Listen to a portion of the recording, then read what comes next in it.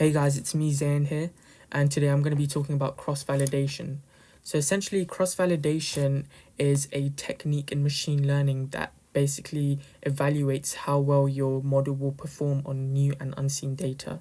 So tests to see how well your model performs on new unseen data. That new unseen data will normally be in the form of your test set, right? Okay. So, initially, when I was kind of learning about cross validation, I found it a bit hard to understand why we need it, but I do understand now why it's really important. So yeah, so let me tell you why it is actually really important. So basically, let's go through a real world example first. So imagine you teach someone how to make pasta, okay? You're teaching someone how to make pasta, and obviously you have to know yourself how to make pasta in order for you to teach them, right? But to make pasta, what you would do is, you would boil water, and then you'd boil pasta within the water, and then when the pasta is boiled, you drain, and then you would put in your pasta sauce and other ingredients, right? And then it's ready to serve, right? Yeah, that's a quick cooking lesson from me, but I'm not really that good at cooking anyways. But yeah, anyways, this is the sort of recipe this is the sort of recipe you made the person you're teaching follow, or well, more so you taught them to follow, right? But now you're saying to yourself, oh, or you're saying to them, oh, I want to now test you on how well you can make pasta. I want to test your pasta making skills. So in order to test their pasta making skills, you then basically ask them to make different forms of pasta or different types of pasta. So essentially you're testing them on different versions of the same thing. So you test them on spaghetti, you're going to test them on penne. I might not even be pronouncing these ones right, but lasagna. Okay, so you test them on different versions of the same thing, in this case different versions of the same pasta. This then, depending on their performance on making each of these, this gives you a sort of idea of whether they are actually good,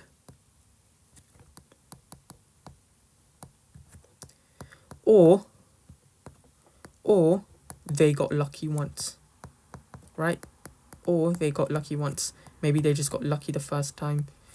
Okay, beginner's luck. Okay, so basically, so that's a sort of real world example. So essentially you're just testing them on, you've taught them one thing, but now you're just testing them on the same version of that thing you're testing them on different versions, sorry, of that thing you've taught them. Okay, so in this case, that's what the model would do in machine learning. Essentially, it would basically be tested on different versions of the same thing. Okay, so now if we take a real world example now, say we have data for different animals. I like using animals as an example because it's just kind of easy to use. And we want to classify, let's say sea animals actually, because I like sea animals a bit more. But apart from cats though, I do like cats in terms of just animals. But sea animals, I do like tortoises and just turtles overall. So tortoises, okay? So we want to classify these sea animals and check to see if it's a tortoise in the image. Tortoise in image, okay? So we would have a feature set, of course, where the feature set is like the inputs. So let's say the first feature could be has shell. Okay, this would be feature 1, denoted as x1. The second feature could be something like weight. Now, I don't know the specific weight of tortoises, but then also we would have then our output.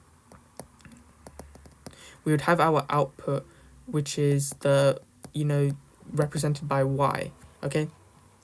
Assume that, let's say, just for simplicity's sake, we have 2 data points in our data set, right? So let's, you know, so we would have like, if it has a shell, so let's assume the first image, in the first image, the animal, sea animal does have a shell. It has a specific weight, so we would say, oh yeah, it is there is a tortoise, okay? So we'll just put yes, okay? In the second image, it doesn't have a shell, it has a weight, but that means that it's not a tortoise, so we'd put no, okay? Essentially, what we are trying to do is we are trying to predict this y using our machine learning model. We are wanting to predict this, okay? We're trying to create a machine learning model that will do this for us, okay? But then how do we know which machine learning algorithm to use? You know, currently in the field of machine learning, there's so many machine learning algorithms that will do this classification for us, because essentially it's a classification problem, right? Where we're trying to classify the images and see if, you know, it contains a tortoise or not. So how do we know which machine learning algorithm to use? Now, you might be thinking, oh, it's a classification problem, so we're going to use this algorithm, or we're going to use that algorithm. But, you know, rather than using just one algorithm or 2 algorithms, why not test maybe a few different algorithms, maybe more than 1 or more than 2, and see how well they perform? And essentially that relates back to our pasta example, because you were testing that person on their pasta skills by testing their skills on the different versions of the pasta. Now you're doing the same thing, or you're trying to get the machine learning model to do the same thing, but with tortoises and just, you know, just data overall. So we're trying to see which machine learning algorithm to use. That's where cross-validation comes in. And there's something called k-fold cross-validation. I'm just going to put CV for cross-validation. K-fold cross-validation, where the K refers to basically how many folds we're using. So K represents how many folds we're using, or how many splits. This will all become clear, hopefully, in just a second. So if I just come down here now, let's zoom out a bit. So for our data, for our tortoise data, that we're trying to classify, so it's a classification problem, right? And we wanted to test different models. So if we assumed K was, let's say, 4, okay? If K was 4, then we would obviously have a training set. So regardless of K being whatever, but we would have a training set and a test set, right? We might even have a validation set, but let's just assume we have a training set and test set. Now, this K is important because it tells us how many times we're going to split the data. And yeah, so if in this case, if K is 4 and we set the split to 75% and 25%, meaning 75% for train and 25% for test. So essentially, we have model 1, which I can represent as M1, and that would look something like this. So it would be tested on something like this, more so trained and tested. So we would have our sort of blocks. So this is our this is our segment for training, where N represents the segments for the training set only. So this is T1 for training, T2 for training, T3 for training, and then T4 for test. So I'm just going to call this test, okay? So this is 4-fold cross-validation because we have 4 folds or 4 different divisions or segments, okay, where one of them is test. This is for model 1. Okay, we evaluate the model on like this. We do the training on T1, T2, T3, and then evaluate on the test. We get our train accuracy and test accuracy, but I guess we can use our test accuracy, which is the most important. So I would say M1 test accuracy is equal to, you know, this something over here, right? it's some odd number, it's just some weird number, not weird number, but just some random number. Let's say for M1, the test accuracy was 80%, okay? And that's just using some specific model. So assume for this sort of example, we use like logistic regression, okay? Just some random model, okay, for M1. We do now the same thing for M2, where M2 is our next model we want to use. Assume for M2 we use something like random forest, okay? Okay, but this time the difference is that if I draw the segments again, remember we are using k is equal to 4 because we set our k number of folds k to 4. We're still using k is equal to 4, but watch what happens now. So now I'm going to change this which fold the test is at. So what that means is we have T1, T1, T2, but now watch this, T2, let me put this over here, test, and then T3. Notice now how for the first model the test was in the fourth fold, okay? Now the test is in the third fold. That means that the test set contains a different set of data points. So now we would evaluate the same way, so we would get our training accuracy, test accuracy, but of course test accuracy matters the most because it's the unseen data.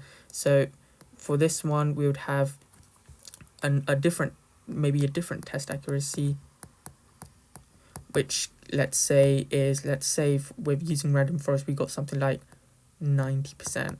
Obviously these are random numbers, but yeah. So so this is what you would kind of do in your sort of your code, where you would set up different models and then do the cross validation this way, essentially where you set the fold yourself. There's normally, I think there's an optimal number of folds. I'm not sure what that optimum number of folds is, but clearly I think it does depend on your sort of problem. So yeah, so that's what you do in the code itself. So that's actually basically it to cross validation. That's just basically it, where you're just testing how well different models perform on the same data, but just using different parts of the data, okay? But that's cross-validation right there. Okay, so now I'm going to be moving on to why is cross-validation important. So I did mention cross-validation being useful because you can test how well, a model kind of performs on, different parts of the same data but using different models, right? So that cross-validation is actually important for various reasons, but assume that okay, let's assume for our first, so if I scroll up really quickly, I want to remind you that we have, in this case, for example, we had two models that we were evaluating, model 1 using logistic regression, model 2 using random forest, right? So logistic regression and random forest. If I now scroll down, right, assume for model 1, right, we had a train error of a train error where train error is denoted by J train, J being the sort of cost. And if we assume that the train error was around, I don't know, 10%, right? Of what we want to know is what is this train error? Is this a substantial train error? Meaning, is it like is it meaningful? Is it too big? Is it too small? We would also need to do the same for M2, right?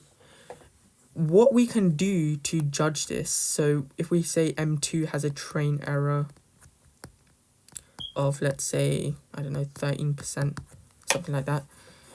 Well, yeah, like I said, we want to know if this train error is too large or something.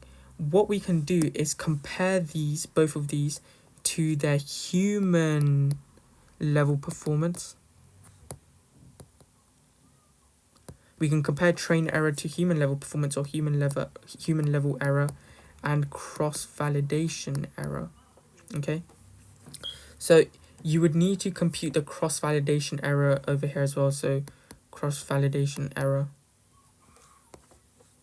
cross-validation error, train, you need to compute the cross-validation error, train error, okay, and also the human error if you have it. But for the cross-validation process itself, you wouldn't need to compute the human error. That would just be on this sort of the whole data set. This same process would be applied in M2 as well.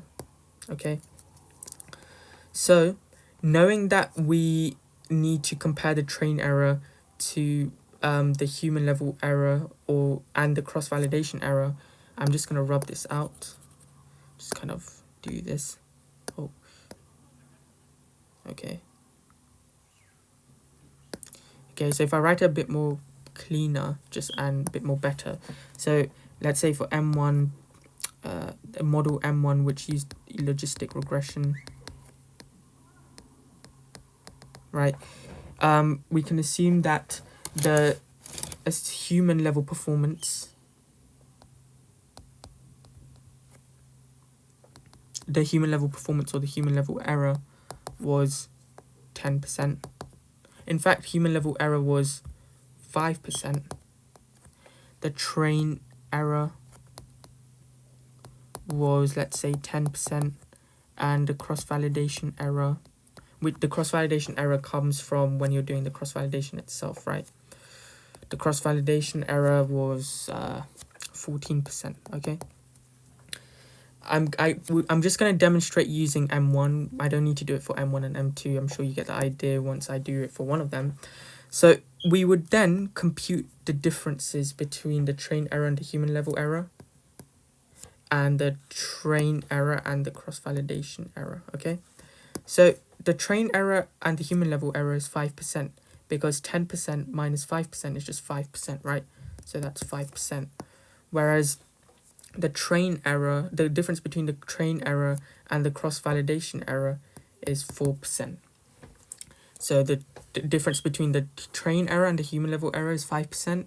The difference between the cross-validation error and the train error is 4%, okay?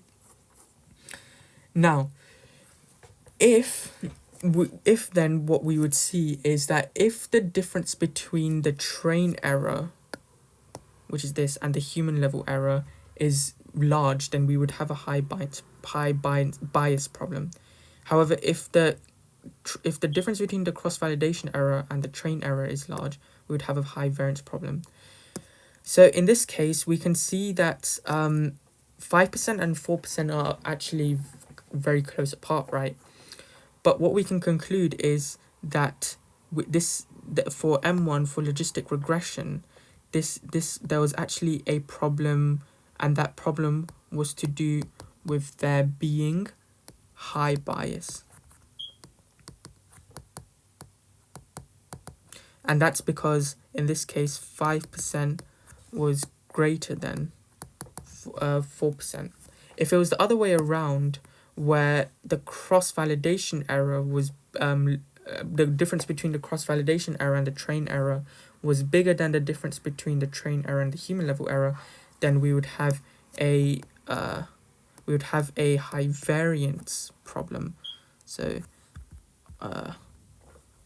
opposite that problem would be a high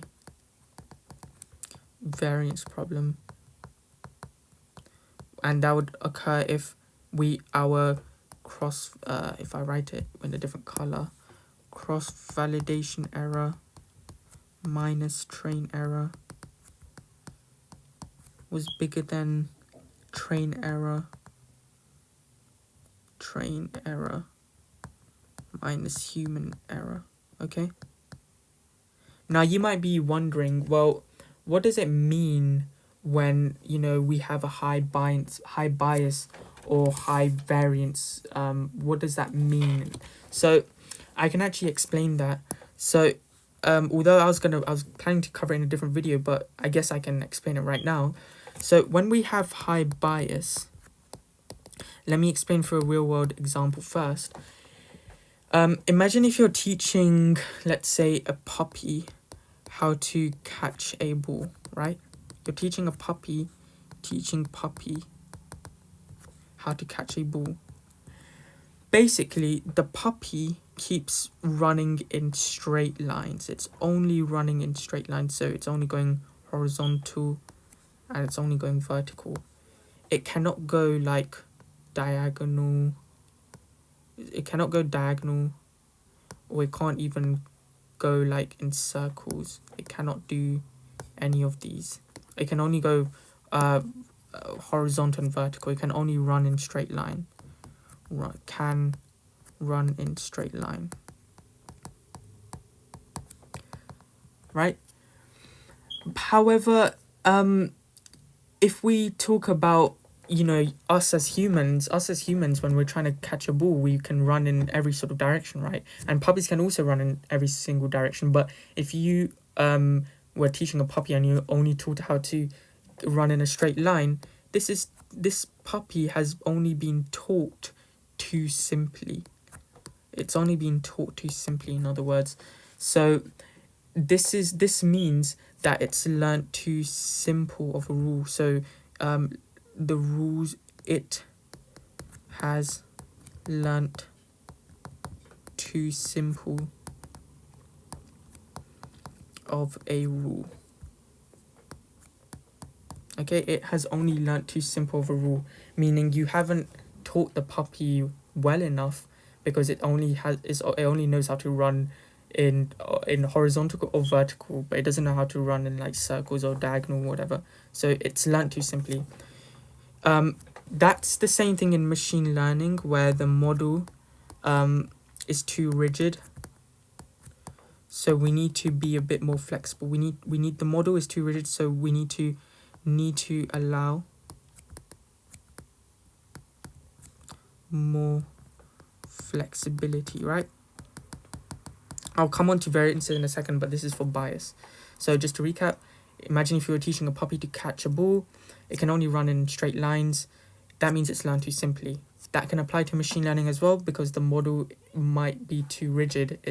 It's too simple. The model's too simple to catch the patterns in the data, and so you need to allow more flexibility. How we can fix that in the model is basically we can add more features.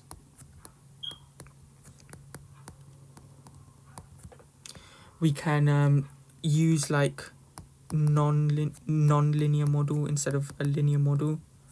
So anything bigger than, x to the power of 1, if you're talking about it equation-wise, using non-linear model instead of linear model, right? And other things we can also do is add more layers, right? Add more layers, where those layers are gonna be hidden. And also in some cases we can also decrease regularization. Okay, so that's for high bias, where bias refers to if the model can fit the data well. But in this case, if it's high bias, right? So bias refers to if the model can fit the data well, but if it's high bias, it means the model is simply too simple, so too rigid, or it's basically too simple to learn anything. It's too rigid or too simple to learn anything. On the other hand, for high variance, it's a bit different. What high variance is saying in terms of a puppy is basically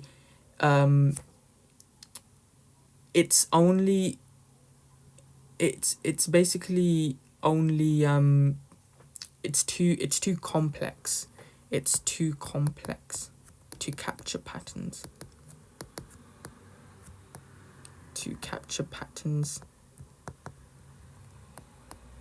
So in terms of puppy, you've basically memorized. You've basically taught it how to catch a ball. Let's say you've taught it how to catch a small ball.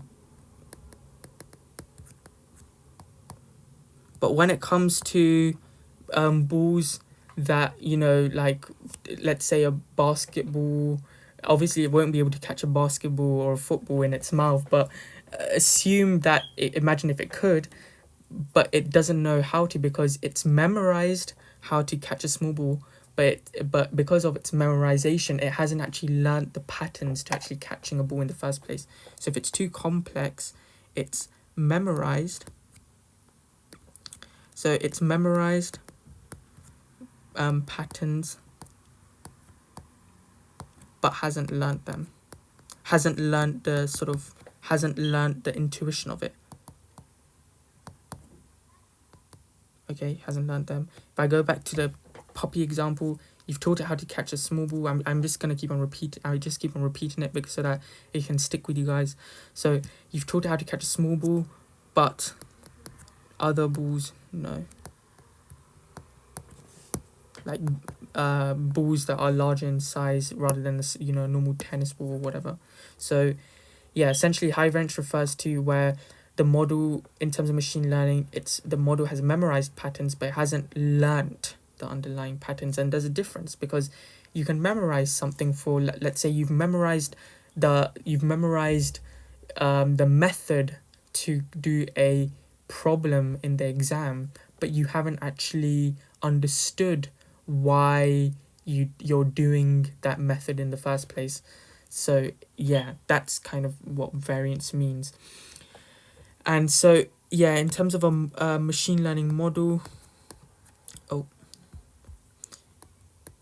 so if I were to summarize this, it would just be the model is too flexible, so we add constraints.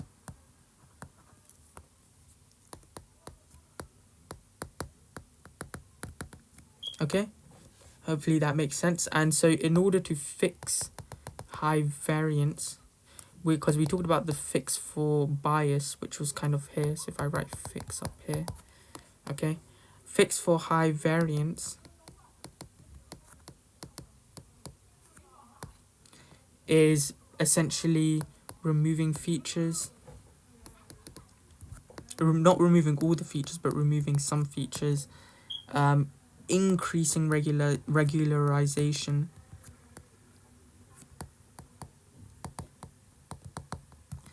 and just overall reducing model complexity. This is a big one, reducing model complexity. This is basically this third one is mainly what leads to high variance in the first place if your model is too complex. So by reducing the model complexity, you reduce that high variance. So essentially your model just isn't memorizing the data anymore. So, you know, imagine, you know, you're in a Jupyter notebook or whatever, you get your trained scores really high. It's like 99.9%. When it comes to the test set, it's absolutely horrible because the model just was very good at memorizing, but it wasn't very good at learning the underlying patterns. Okay, so yeah, that's all there is to it. I'm just going to highlight the third point. That's all there is to cross-validation and what it means for it to be evaluated in different ways, whether that's, you know, first of all comparing it on different models, and then comparing the train error, the cross-validation error to the human level performance or the human level error. And then knowing that the difference between the train error, the difference between the train error and the human level error, if that's high, then it means you have a high bias. If the difference between the cross-validation error and the train error is high, it means you have high variance. High bias refers to, well, bias refers to how well your model fits the data.